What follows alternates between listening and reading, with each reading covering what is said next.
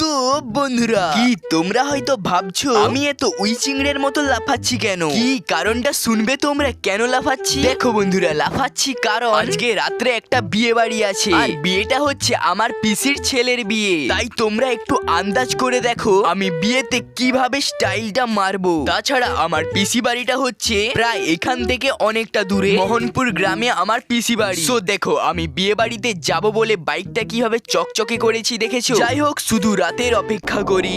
তো অবশেষে বন্ধুরা ফাইনালি রাত হয়েই গেল, এদিকে আমি পুরো রেডিও হয়ে গিয়েছি। তো আমি লাগেজ নিয়ে নিয়েছি ব্যাগে। এবার চলো যাওয়া যাক বাইকটা নিয়ে, মানে রওনা দেওয়া যাক পিসি বাড়িতে। ইয়ার আজ ভালোই রাত হয়ে গিয়েছে, লাইটটা অন করে ফেলি। তোমরা ভাবতেও পারবে না যে আমি কতটা এক্সাইটেড হয়ে আছি। এটা তো সবে শুরু, এখনো একটা নির্জন রাস্তা থেকে প্রায় 25 কিলোমিটার আমাকে বাইক নিয়ে যেতে হবে। তাছাড়া যে নির্জন রাস্তা থেকে আমি যাব সেই রাস্তায় কেউ চলাফেরা করে